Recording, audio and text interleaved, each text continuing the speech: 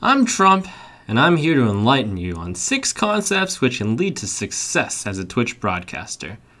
Allow me to shine some light on the topic of optics.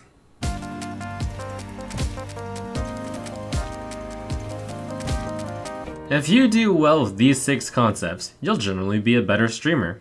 Let's explore them. There are many forms of opportunity.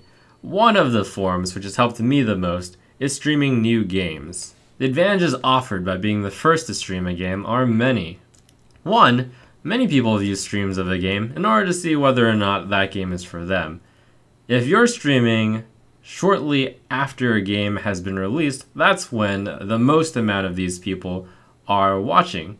Secondly, there's less competition. Though many may also do the same thing of streaming a new game because it's new, the amount of people who are established streamers of that game are generally 0, and you have a chance to establish yourself first. Down the line, when people look to see who are established streamers of that game, they'll turn to you.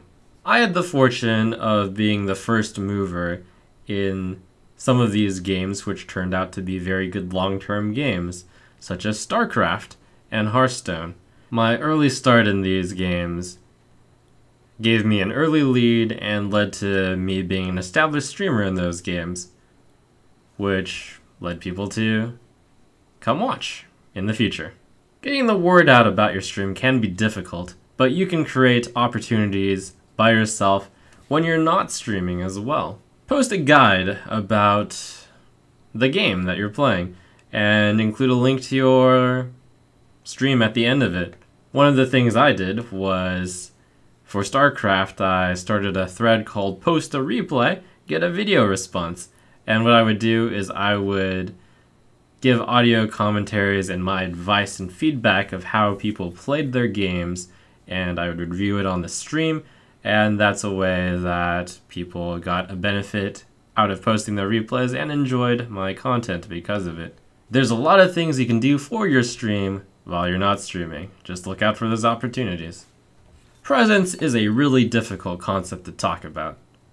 It's your ability to dominate the camera. It's what news anchors of big TV corporations get paid the big bucks to do. Anyone can read the news, but the way that a person presents the news in their own unique way really matters, as it turns out. Things that can help your presence include being presentable looks-wise, having a voice that people can listen to over a long period of time, a personality which people enjoy watching. Your personality and energy level can range anywhere from hyper and excited to calm and thoughtful. And as it turns out, many streamers have different styles, and it turns out that many of them work. Ultimately, presence is all about how good you are at public speaking, and this is one of those things which gets better with time or gets better with practice. I'm someone who is shy, but I have no problem when it comes to performing in front of a camera. I love it. That's a good quality for a streamer. To stream, you have to have a computer and an internet connection. To stream well, you need to have a better computer and a better internet connection.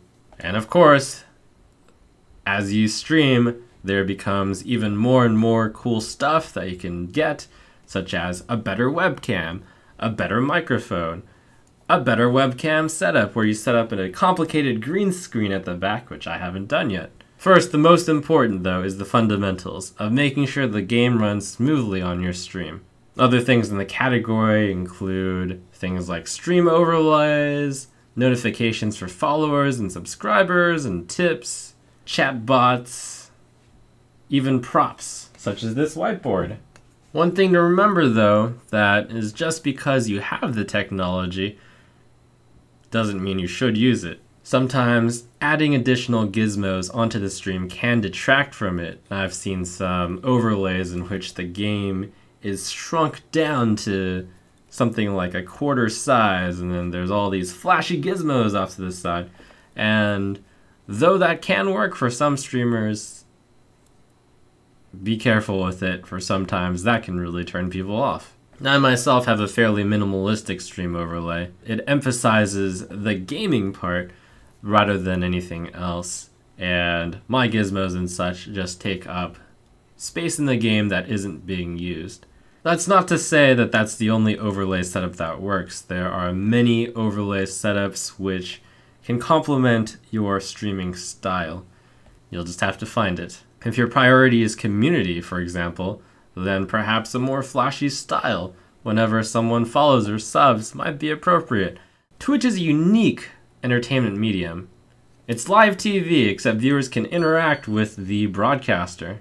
Welcoming your new followers and subscribers tends to be good practice, since people generally want to be noticed. If you have conversations with your viewers, they'll grow a bond with you, and they'll come back because they found your interaction with them satisfying. Interaction is the art of being a good host and being able to hold a conversation, and as the number of viewers you have goes up, this conversation is harder to hold, but a good streamer manages to capture the flow of how their chat feels and be able to talk with the flow. I tend to focus my interactions from a basis of having knowledge and answering the questions that people ask me. Different interactions work for different streamers. Have a schedule and follow that schedule so that people who follow your stream, and people are more encouraged to follow your stream because they know that you have a set schedule, and if you tune in at this time, they'll be on streaming. This tends to be one of the supporting factors which makes your stream successful, but is not a factor which will cause your stream to be successful. Having a consistent stream will increase your repeat viewers, but of course, the other sections are more in line with making sure that you have viewers in the first place and that viewers like what they see enough to come back again on your consistent schedule.